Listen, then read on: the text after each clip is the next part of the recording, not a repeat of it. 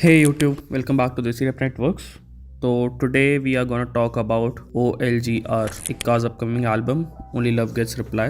Latest जो album है उन्होंने इंडस्ट्री के सबसे बड़े नामों के साथ कोलैब करा है। Diljit, Badshah, Karan Aujla and he is calling, ये उनका बेस्ट वर्क टू डेट है एंड इक्का सुपर प्राउड है इस काम के लिए। आई गेस इक्का की जब बात होती है तो इक्का की जो ऑडियंस है वो केवल हिप हॉप से नहीं आती है, उनकी कुछ ऑडियंस बॉलीवुड लवर भी है, उनकी कुछ ऑडियंस है जो उनका पॉप म्यूज़िक पसंद करती है एंड जहाँ तक मेरे को लग रहा है कि इक्का की जो एल्बम है वो 70-80% थोड़ी कमर्शियल हिप हॉप साइड पे होगी। और इस लेटेस्ट एल्बम के लिए इक्का have joined his hand with T series. अभी तक 2 ट्रैक्स आ भी चुके हैं, उर्वशी और लाडला, और दोनों ट्रैक्स अमेजिंग है।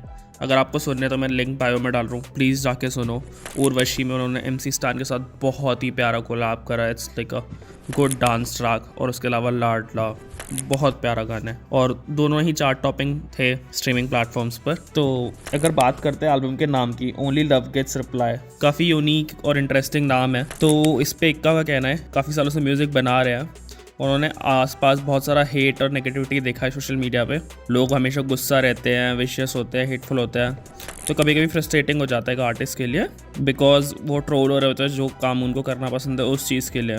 क्योंकि इंटरनेट पे पीपल बहुत जजी होते हैं, वो कुछ ना कुछ हमेशा उनको हर्टफुल लगता है, तो उससे उनका मूड ख़राब हो जाता है या उनको गुस्सा भी आता है। तो इसलिए उन्होंने एक दिन डिसाइड करा कि अब वो सारे हेट को रिप्लाई करना बंद करेंगे and only love will get reply. तो वहाँ से इंस्पायर होकर उन्होंने अपनी एल्बम का नाम लिया है ओनली लव गेट्स रिप्लाई। और एल्बम का मूड अगर देखा जाए तो क्या कहना है कि एज एन आर्टिस्ट उनको एल्बम्स बनाना पसंद है, ये उनकी तीसरी एल्बम है। अगर हम इक्का की एल्बम्स मेंशन कर रहे हैं तो I would like to give a special shout out to I, like it was one of the best hip hop albums till date. अब मैं उसका भी लिंक डाल के दे देता हूँ, आप जाके सुनो। PS4 Pro एंड मौजा is my favourite song from that album, like मेरे कार में या मेरे घर में वो हमेशा बजता है। तो coming back to the question, mood of the album, it is gonna be a commercial album and T Series is supporting his vision to do this commercial album, so he is very happy about that. किसी ने उनसे शायद एक question भी करा था interview में, क्या ये किसी स्पेशल इंसान के बारे में है, तो उन्होंने हंसते हुए उसे टाल दिया। उन्होंने बोला ये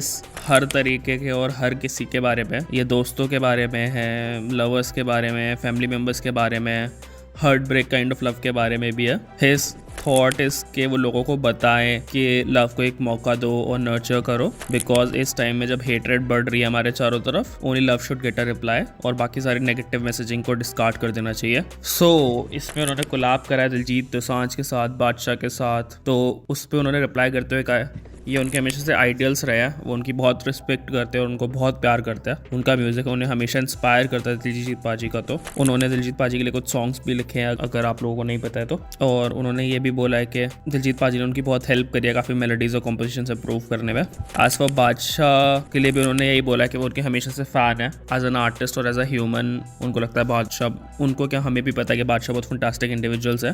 तो उनके साथ ये बादशाह का तीसरा है, चौथा गाना है। उन्होंने कहा ये बहुत ग्रेटफुल है वो जिसके साथ कोलैब कर पा रहे हैं इस एल्बम में, उन सब के लिए ही। जैसे जैसे हिप हॉप आगे बढ़ रहा है, आई वुड लाइक टू से कि जो रैपर्स हैं उनको वो प्यार मिलना शुरू हो गया है जो वो डिजर्व करते हैं, और आने वाले टाइम पे वो ज़्यादा ही मिलेगा। आजकल इतने आर्टिस्ट को चेला परफॉर्म करते हैं, I am not talking about India but global scene, इतने ज़्यादा आर्टिस्ट को चेला परफॉर्म करते हैं। वेरी श्योर के वेरी सून कुछ इंडियन आर्टिस्ट भी परफॉर्म करेंगे and Badshah, Raftaar, Ikka, Divine, these might be their top preferences. और अभी रिसेंटली किसी ने इक्का से पूछा भी था कि AI को लेके उनका क्या पर्सपेक्टिव है म्यूज़िक सीन में, तो उन्होंने ये भी बोला है कि it is very harmful music को लेके, बिकॉज वो क्रिएटिविटी को कहीं ना कहीं किल करता है, बट हम लोग को ज़्यादा कर भी नहीं सकता। इक्का का कहना था कि उनको लगता है चेंज इंपॉर्टेंट है बट उनको ये सही तरीके से यूज़ भी होना चाहिए और लोग काफ़ी लेजी हो जाएंगे AI। मेरे को पर्सनली लगता है कि एल्बम बैंगर होने वाली है, उसमें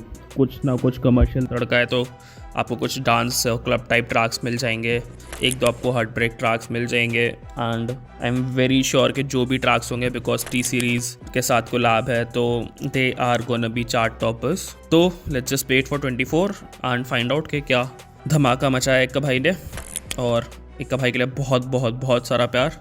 सो 24 तक हम बाकी म्यूज़िक सुनते हैं, जाके उनकी एल्बम आए सुनो, उर्वशी सुनो, लाडला सुनो। मैं और कुछ इक्का भाई के जो फेवरेट ट्रैक्स हैं मेरे पर्सनली, उनको रिकमेंडेशन में डाल दूंगा, उनको भी आप जाके सुन सकते हो। सो अभी के लिए बस इतना ही। तो we are signing off from this video. Peace of.